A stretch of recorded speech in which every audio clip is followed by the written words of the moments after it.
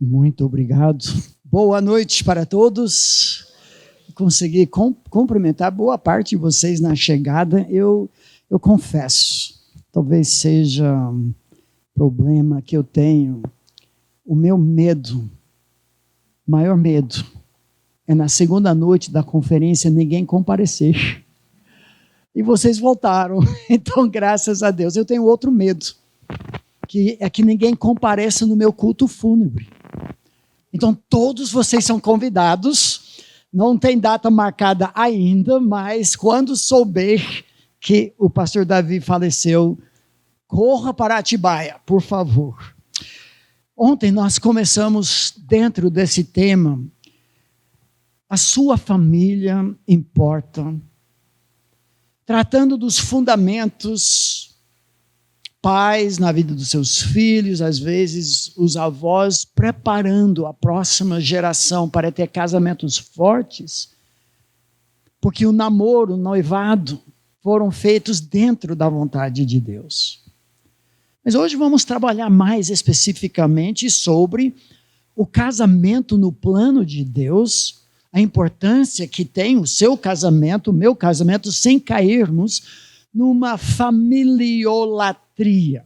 Esse seria o perigo. Nós vemos hoje um pêndulo que tende para um ou outro desses dois lados. Graças a Deus, muitas igrejas, ministérios estão acordando para a importância bíblica que a família tem. Não creio que é modismo. Eu lembro quando nós chegamos definitivamente para trabalhar aqui no Brasil, no Seminário Bíblico Palavra da Vida, não se encontrava em 1987, que eu saiba, sequer um ministério numa igreja voltado para famílias, casais. Em 1994, na nossa igreja, nós vimos a grande necessidade, mas eu não achei nenhum modelo de como estruturar esse ministério, grupos pequenos, escola bíblica, noite romântica. Eu soube de uma igreja em Curitiba, a Igreja Batista Bacaxiri, alguns talvez conheçam, ministramos lá esse ano. E eles tinham um ministério de grupos pequenos de estudo bíblico para casais, e eu não perdi tempo, desci lá de Atibaia, São Paulo, vi tudo e tentamos implantar isso na nossa igreja. E desde então, 1994, temos um ministério na nossa igreja chamado Carpiba, Casais da Primeira Igreja Batista de Atibaia. Mas a pergunta, mas não passa de modismo, Davi?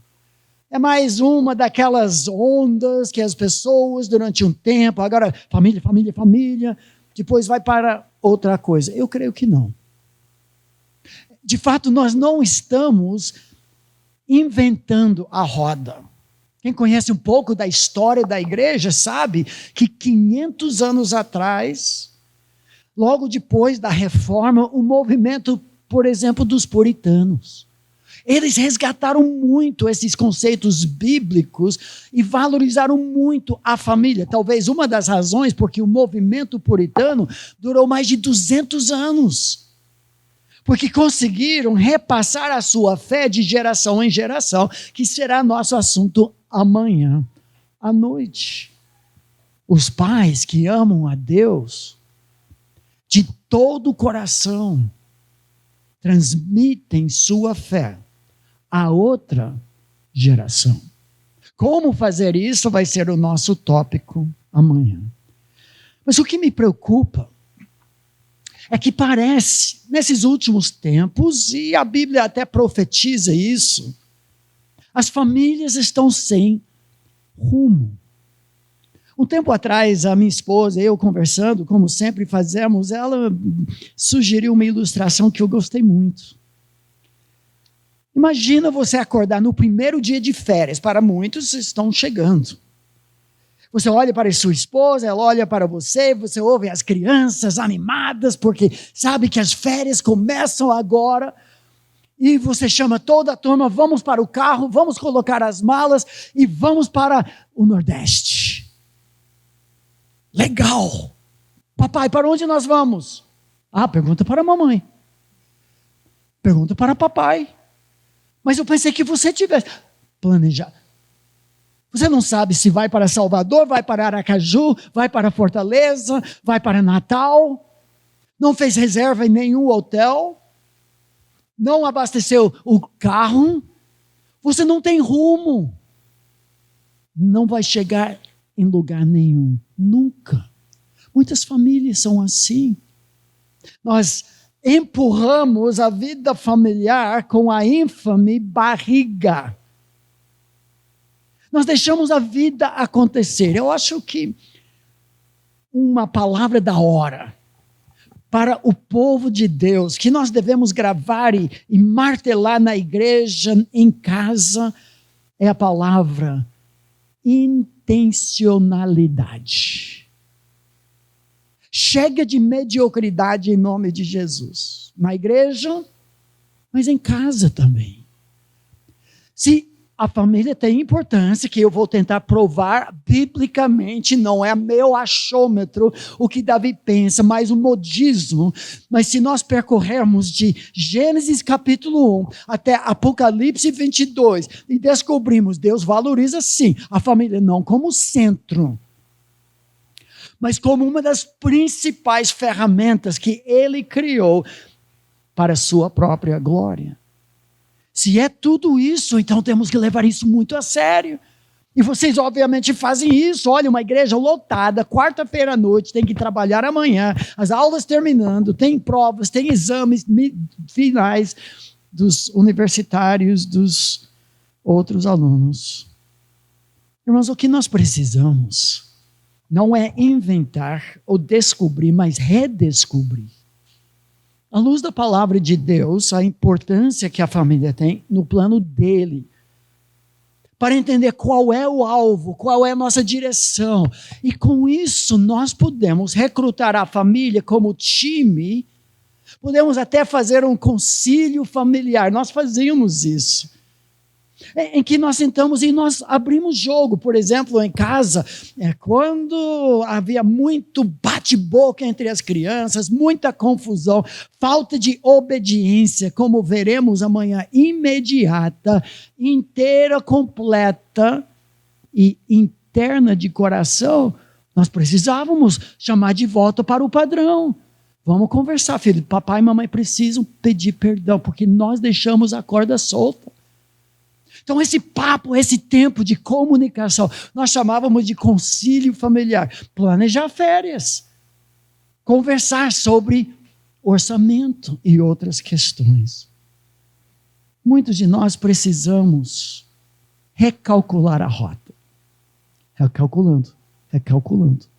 Aquela voz estridente e irritante do Waze, GPS, Google Maps. Mas nós precisamos disso. Primeiro, respondendo à pergunta por que a família importa, para então descobrir para que a família existe. Saber o que, para depois o para que, e acertar a rota. E nos dias atuais, eu diria nesses momentos, anos pós-pandemia, que parece que chacoalharam todos nós. A pandemia parece que nos fez um favor, mesmo sendo algo tão horrível, que nós não queremos nem lembrar, nem pensar nisso. Mas assim como uma tempestade que passa na praia e remove muita areia para revelar estruturas rochosas, fundamentos talvez arqueológicos que ninguém imaginava existiam. Mas a tempestade revelou. A tempestade da pandemia também fez isso. Home office, homeschool e home briga. A convivência de perto revelou algumas rachaduras no fundamento das nossas famílias que precisam ser reparadas. Agora é hora de fazer isso. Graças a Deus, nosso Deus é um Deus de novos começos. Meus pais tinham algo bordado dentro da cozinha da nossa casa por muitos anos, que disse simplesmente, hoje é o primeiro dia do resto da sua vida. Nosso Deus é um Deus de graça, de misericórdia. Ele lava a terra todos os dias com a sua misericórdia. Ele, o Deus de novos começos. Como nós vimos ontem à noite, precisamos disso. Aquela pergunta, quando os fundamentos estão sendo destruídos ou talvez revelados pelas tempestades inevitáveis. O que pode fazer o justo? Nós já respondemos ontem, que é quase lema, divisa do nosso encontro. A resposta também no Inário de Israel, Salmo 127:1, vamos reconstruir. Vamos deixar o Senhor construir nosso lar com princípios fundamentados na palavra de Deus, não nas ondas, não nos modismos, não no politicamente correto. Vamos seguir a Deus, confiar no Senhor de todo o nosso coração, não nos estribar no nosso próprio entendimento, reconhecer, ou melhor, conhecer a Deus em todos os nossos caminhos, para Ele endireitará as nossas veredas. Eu imagino que é por isso que você quer ou está aqui, para rever valores, ser lembrado de coisas que já sabe, mas talvez com o passar de tempo esquecemos. Mas vamos ser bem realistas. Tem mais notícias nesse negócio da família. Todo casamento, toda família, desde Gênesis capítulo 3, quando o inimigo levantou a sua cabeça, injetou o veneno do pecado nas veias da raça humana. Desde aquele momento, os primeiros resultados foram sentidos, experimentados em família. Claro, pecado primeiro é contra Deus, rompeu-se o relacionamento do homem com Deus, mas logo em seguida, conflito conjugal, dor na criação dos filhos e no fim, a morte que acaba arrasando a família. Toda a família sofrerá o impacto das cicatrizes de pecado mais cedo ou mais tarde. O que nós podemos dizer quando se trata de crises familiares é que o imprevisível é previsível. Repito, o imprevisível, crises, tempestades, conflitos, é previsível. Nós somos pecadores na mesma toca. Imagina um casal de porcos espinhos, numa noite fria, lá no sertão. É sertão, como se chama? Na serra, sertão. Sertão está meio quente, né? Mas na serra. E uma noite fria, essa família de porcos espinhos que se aqueceram, o que eles fazem? Chegam bem juntinhos para se aquecer. Só que porcos espinhos se machucam. Quanto mais perto, mais alfinetadas você leva. Essa vida familiar. Você chega perto, você leva alfinetadas. Você afasta, você esfria. Você chega perto, você se machuca. Você se distancia, esfria. Essa é a nossa vida. O imprevisível é previsível, então nós precisamos nos preparar para as crises inevitáveis, os conflitos, as tensões, as dificuldades, as doenças, o desemprego, a velhice, os filhos desviados e mais. E para isso precisamos de Jesus. Não tem outra resposta. Então hoje, 2 períodos, 45 minutos, intervalo de 2 horas. De 10 minutos, 15 minutos. Talvez seria a minha vontade.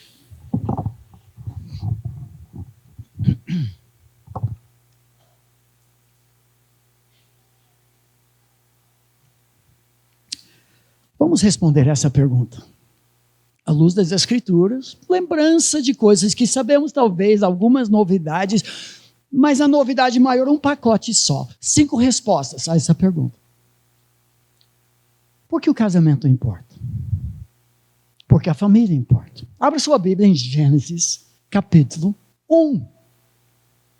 Vamos estudar a ideologia de Gênesis, não de gênero, para entendermos um pouco melhor porque Deus, de tantas entidades, tantas instituições que Ele poderia ter criado, decidiu fazer uma família. O mundo não começa com uma escola, não é creche, não é sinagoga, não é ONG, não é clube. Deus decidiu, em Gênesis 1, falar em claro e alto som sobre a primeira instituição chamada família. O clímax de toda a narrativa bíblica da criação do mundo é a criação da família, ao ponto de que Gênesis 2 termina com uma cerimônia de casamento. E acabou a criação. Deus fala mais sobre o casamento do que dinossauros, do que galáxias, sobre partículas subatômicas. Eu queria saber muito sobre essas coisas, mas Deus fala do que importa para Ele. Gênesis 1, 2 e 3. Não é lente artificial, olhando diretamente para o texto, nós vemos a importância que a família tem. A primeira razão, nós vamos fazer duas aqui no primeiro período, depois dessa introdução, diz assim: o casamento foi feito por Deus para espelhar, olha o jogo de palavras, e espalhar a glória de Deus. Deus fez a família, em Gênesis 1, 27 em diante, com esse propósito. Nós vamos gravar isso, como amanhã à noite nós vamos também usar alguns gestos, símbolos, eu vou sempre fazer provas para vocês. Então, libertem uma das suas mãos e faça isso comigo. Espelhar, espalhar. Dois grandes propósitos pelos quais Deus criou a família: espelhar, espalhar. Me desculpe, mas se eu perceber alguém que não faz o gesto ou fala, eu vou convidar aqui comigo para cantar o hino nacional de Guatemala. Vamos espelhar, espalhar. Culpa e medo funciona muito bem para manipular pessoas.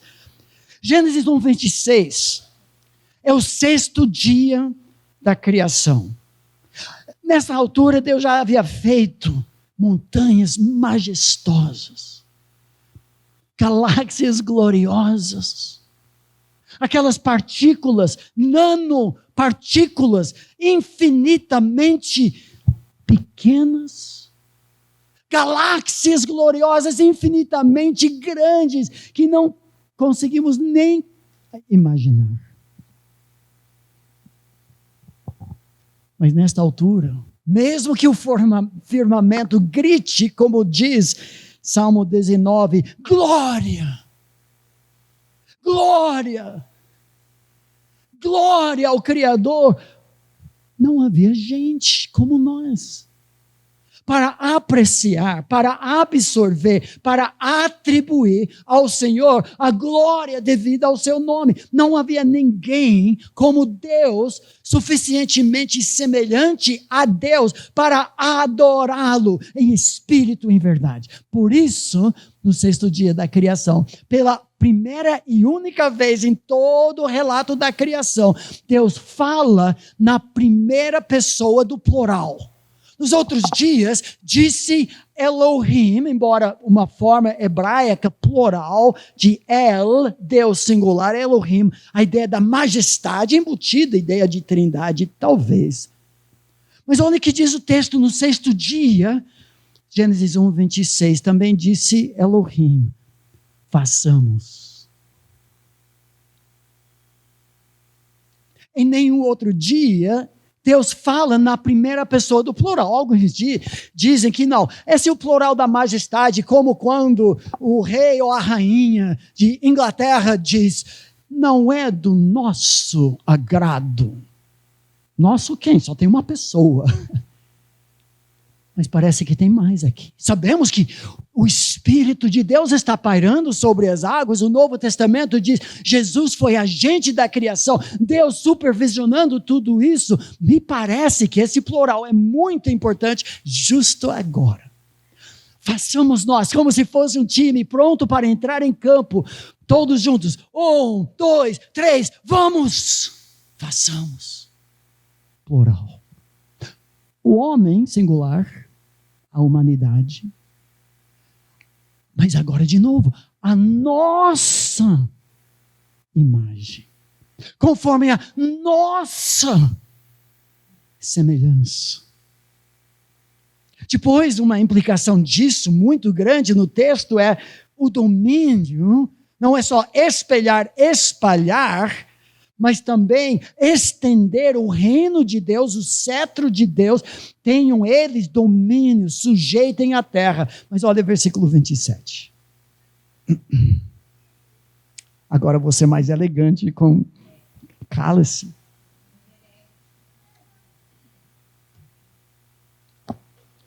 Versículo 27 é a resposta ao desejo deliberativo do concílio trinitariano.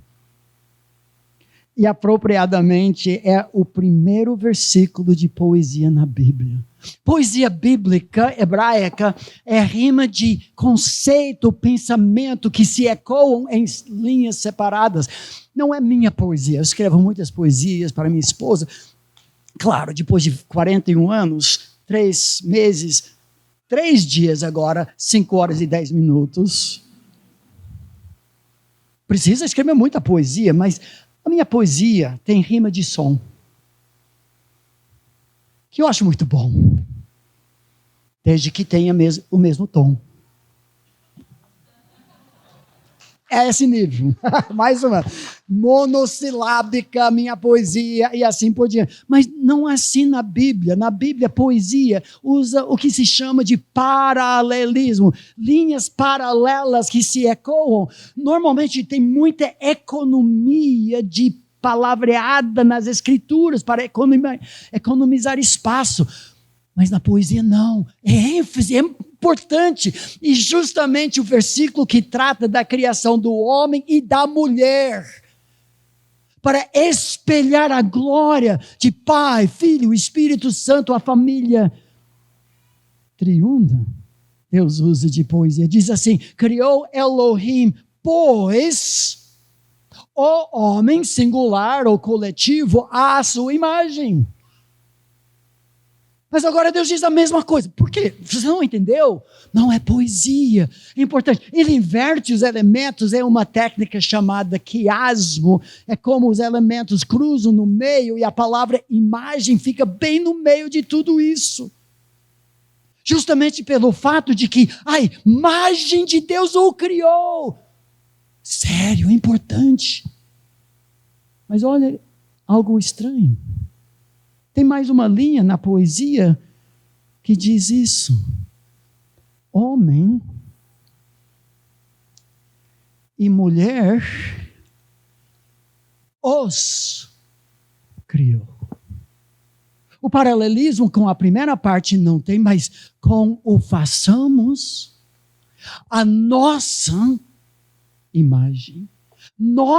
Agora sim, em algum aspecto, homem e mulher, veremos no próximo versículo, casados com aliança, pacto, compromisso, unidade em diversidade, heterossexualidade, macho e fêmea, refletem juntos alguns aspectos da pessoa de Deus que não se vê no indivíduo. Por favor, não estou dizendo que solteiros, viúvas, não são imagem de Deus. Claro, tem intelecto, emoção, vontade. As solteiras, os solteiros nem tanto o intelecto, mas tudo bem. Mas existem aspectos, principalmente essa ideia de unidade em diversidade, como vimos ontem à noite, para subjugar a terra, para dominar, para continuar enchendo e dando forma, como Deus fez nos 6 dias da criação. Irmãos, é sério isso? O casamento, em primeiro lugar, nós não saímos de Gênesis 1 e Deus já está dando propósito para esse relacionamento em que o seu compromisso mútuo, refletido pelas alianças conjugais, um pacto indissolúvel, como Jesus falou, até que a morte o separe, reflete a fidelidade de um Deus triuno fiel a si mesmo. Por isso deixa o homem, pai, mãe, todo o terceiro. Esse relacionamento toma precedência sobre o relacionamento filho-pai, filha-mãe, pais-filhos, vós-netos, mulher-amigas, homem-emprego, futebol, Fórmula 1, não, deixa. Por isso deixa o homem, pai e mãe, cola-se, una-se, palavra de pacto, aliança que define casamento, tornando-se os dois em uma só carne. A intimidade gozada pelo casal casado é um reflexo da profunda intimidade que existe em Deus. Claro que Satanás quer atrapalhar tudo isso. Ele joga areia na máquina da sexualidade humana, porque é um reflexo, é uma lembrança, um vestígio que ele não quer saber da intimidade perfeita que ele não conseguiu penetrar. Ele queria entrar no universo como número 2. Ele queria ser Jesus e colocar o trono dele acima de Jesus. Num certo sentido, ser o segundo membro da Trindade. E não foi permitido. Quando ele vê a sexualidade pura, cristalina, humana, ele fica furioso. Amor exige um objeto.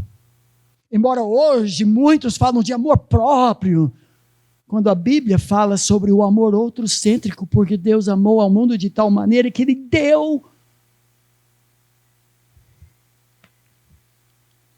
Hoje existe, você sabia disso? Algo chamado soligamia. Você sabe o que é soligamia? Eu já li artigos sobre isso. Pessoas, desculpa a palavra, mas solteironas, desesperadas, encalhadas. Sempre queriam uma festa de casamento. O casamento nem tanto. Estão casando-se consigo mesmos. Marcando festa, mandando convite, fazendo votos de lealdade a si mesmo. Meus irmãos, isso parece esquizofrenia. O amor exige um objeto. Se fosse só Adão no jardim, nós não entenderíamos o amor de Deus, a fidelidade pactual de Deus, o compromisso de Deus, e nós não entenderíamos como funciona a hierarquia na Trindade. Pai, Filho, Espírito Santo, pessoas distintas, separadas, cada pessoa com seu papel distinto e alegre com isso. Quando desempenhamos nossos papéis iguais no ser, mas com diferenças no fazer, nós é que refletimos Deus. E quando 1 mais 1, lembra ontem à noite, a soma das partes é maior que as partes à parte, não peço para eu repetir isso, não foi muito bonito não, mas quando nós cumprimos a ordem de Gênesis 2, de servir e guardar o jardim, Deus está levando que o homem faça isso. Aliei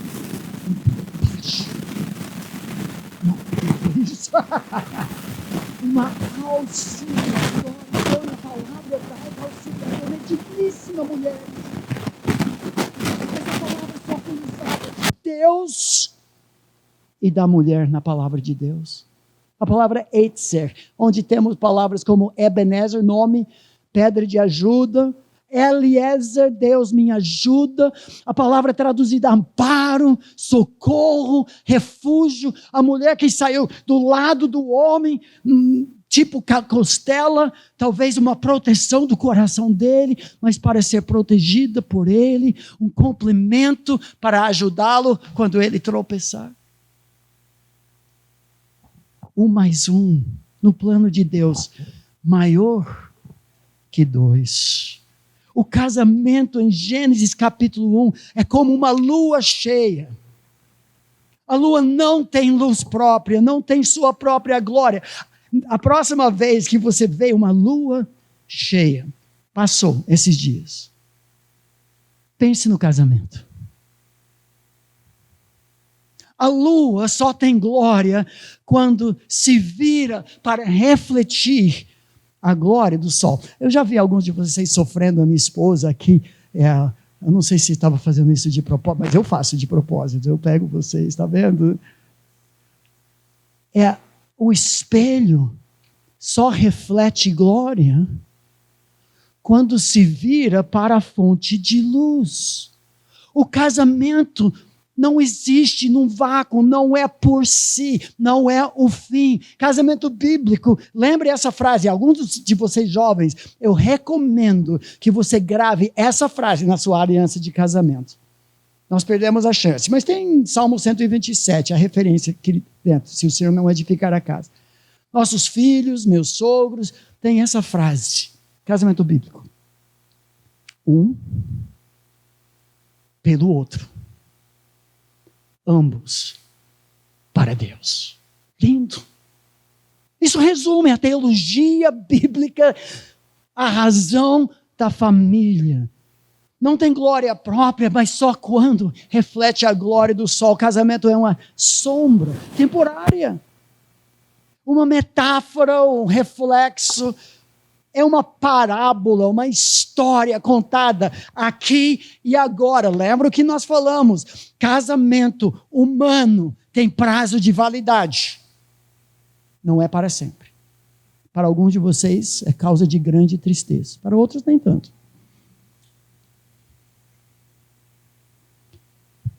Porque existe para refletir o grande finale da Bíblia. As bodas do Cordeiro, em que com Jesus outra vez, num grande banquete, e a sua noiva sentada junto com ele à mesa, comprada, aquela noiva pelo sangue precioso, e eu posso imaginar uma cena dizendo, gente, era para esse momento que seu casamento servia. Fui apontando para esse dia, com todos os trancos e barrancos que vocês passaram, os imprevisíveis, previsíveis, as tempestades e as crises, mas tudo isso acabou agora, porque agora a consumação do casamento eterno, nas bodas do Cordeiro. Se você entende um pouquinho de Gênesis capítulo 1, já tem respaldo para interagir com muitas questões familiares. Já falamos sobre namoro e noivado. Falamos sobre o jugo igual. Como nós vamos refletir a glória de Deus 2 em 1 quando pertencemos ao reino das trevas e da luz. Entendemos a seriedade de pureza sexual antes e depois do casamento. Não se insere um elemento estranho nos membros da Trindade. Satanás tentou fazer isso. Adultério, vícios de pornografia, outros vícios sexuais, fornicação, é uma falsificação da pureza e da beleza da união a dois. Casamento vitalício, demonstrando a fidelidade de Jesus à sua única esposa, igreja. A importância de ministrarmos para toda a família e para a igreja ser uma grande família. A importância de repassarmos o bastão desse ensinamento e tantos outros aos nossos filhos. Mas vamos ser mais práticos. Essa teoria, essa seriedade. É por isso que a família existe. Seu casamento, para os casados, gostando ou não, um reflexo da glória, do brilho da própria Trindade. Nós precisamos, então, não empurrar com a barriga, mas ser intencionais em fortalecer a nossa união, a superar as crises imprevisíveis de forma previsível. Uma técnica, eu queria que a minha esposa me ajudasse aqui, que aprendemos há anos atrás, fazendo um curso chamado Educação de Filhos à Maneira de Deus, mas tratava do casal, e que nós temos feito ao longo dos anos. Eu queria que ela contasse. Chama-se tempo de sofá. E a ideia é o seguinte: no final da tarde, quando o marido chega em casa, ou se os dois estão fora, chegando em casa, de investir os primeiros 10, 15 minutos no máximo para se atualizarem. Os autores do curso que nós fizemos tinham apenas 2 filhas, então para eles dava para sentar no sofá, ter uma conversa numa boa e praticar isso daí. Para nós, com 6, não ia dar certo isso daí, não. Então, a nossa prática sempre foi o Davi chegando em casa no final do dia, de entrar no nosso quarto, fechar a porta, e nós ensinamos os nossos filhos a não ser sangue, incêndio, qualquer tipo de emergência, não é para bater na porta. Esse é o nosso tempo. Aí o que acontece? O Davi me conta como é que foi o dia dele, eu sei se ele teve desafios, frustrações, algumas desavenças, algumas bênçãos, às vezes a gente vê a agenda, eu estou por dentro do que aconteceu no dia dele e como é que ele está. Aí eu conto o que aconteceu com cada um dos filhos, ele está por dentro, se precisa puxar a orelha de um, se tem que parabenizar o outro, o que aconteceu durante o dia. Nós estamos falando de 10, 15 minutos no máximo. Não é hora de tratar de problema extremamente complicado, isso daí você faz em outro momento. É simplesmente para se atualizar. E daí ele sai, tem um tempo com os filhos, eu preparo o lanche e é isso. E muita gente fala: gostei da ideia, mas por que neste momento? Porque você não espera, põe a criançada para dormir, daí vocês têm o tempo que quiserem.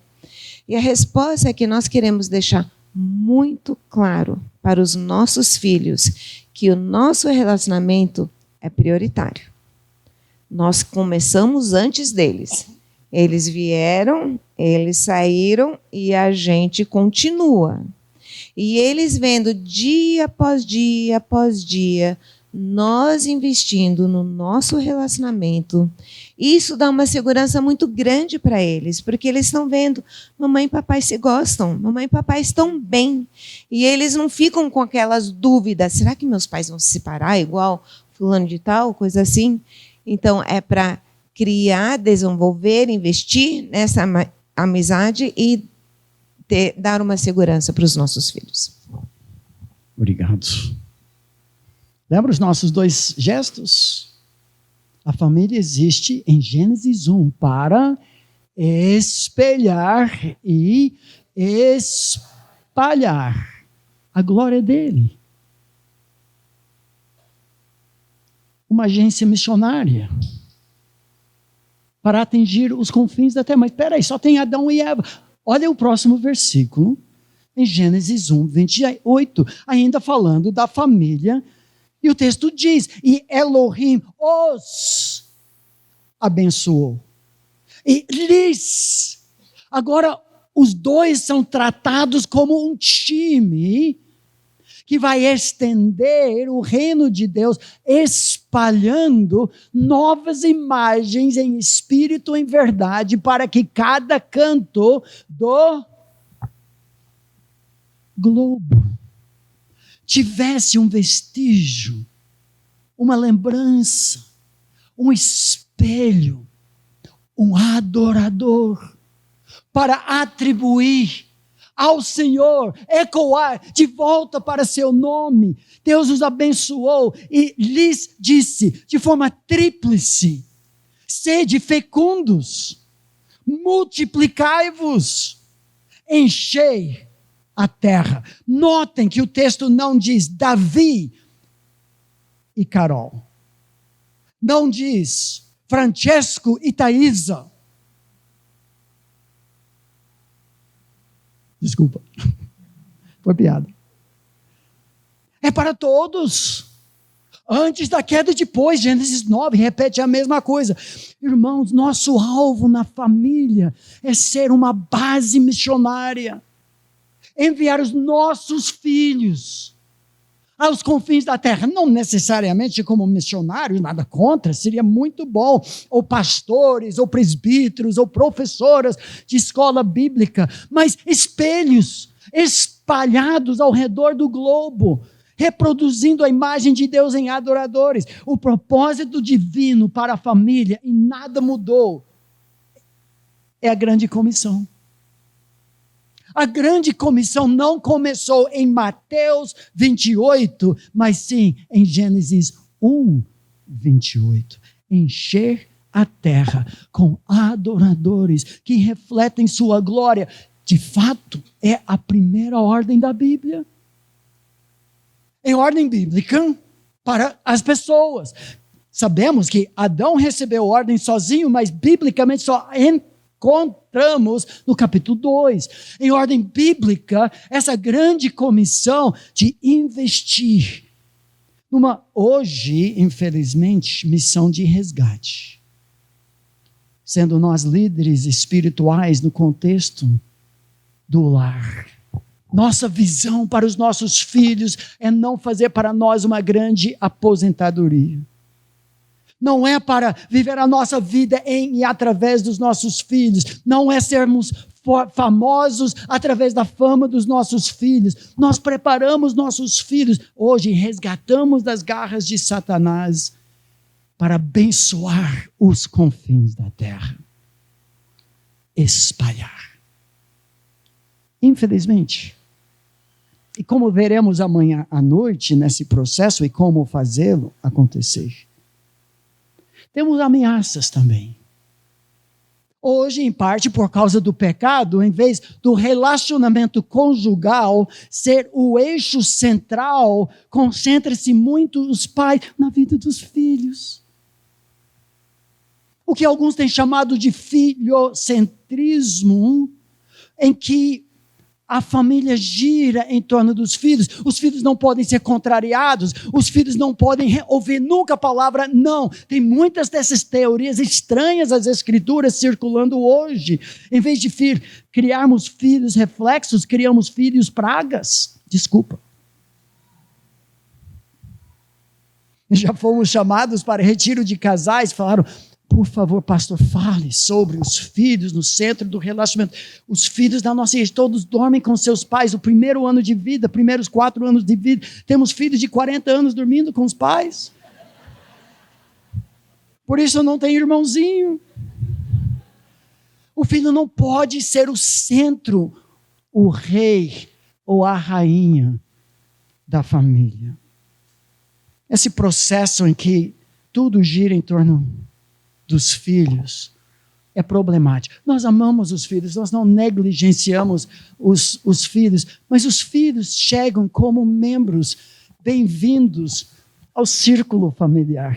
Eu queria adotá-lo como meu filho. Eu teria que ser bonitão mesmo, né, para ser meu filho, mas imagina que chega. Vamos para esse lado? Vem, filho. É Júnior. Só que ele entra como o centro da nossa família. Tudo gira em torno dele, não pode ser contrariado, nunca disciplinado. Ele tem o que ele quer, quando ele quer, como ele quer.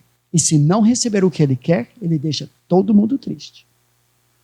Já entra no meio de nós dois e começa a se tornar o eixo da família. É problemático, mas o que vai acontecer se a irmãzinha dele chega. Já vai ser um milagre, né? Porque ele dorme aqui conosco, mas tudo bem. E agora a família gira em torno de 2 sóis no sistema solar familiar. E não é só isso. O irmão mais velho não está nem um pouco contente que tem uma concorrente no pedaço, então tem rivalidade entre os irmãos. A distância entre nós cresceu ainda mais. Com o passar de tempo, nós vamos terceirizar. Manda para os avós, manda para a creche. Eu vou me esforçar no meu trabalho. Ela, a mesma coisa, que ninguém aguenta esses dois. O tempo passa e saem de casa. Só fica aqui por um instante, pode ficar para aquele lado. 25 anos se passaram. Mas essa distância não foi vencida. Não é esse o plano de Deus. Nós somos o eixo familiar, os filhos são membros bem-vindos ao círculo da mão para sua irmã. Jesus está no meio, Ele que manda. Nesta família temos espaço para mais. Por quê? Porque mamãe e pai estão bem com sua irmã. Eu vou parar aqui, mas ainda teria mais espaço. Quando os filhos agora podem voltar para casa, saem de casa, olha a diferença. O ninho vazio. É voto. Mas ainda estamos juntos. Isso dá segurança. Facilita o espalhar da imagem de Deus. Nós vamos parar aqui. Eu iria fazer mais rapidamente no início do segundo tempo. Nós vamos fazer isso.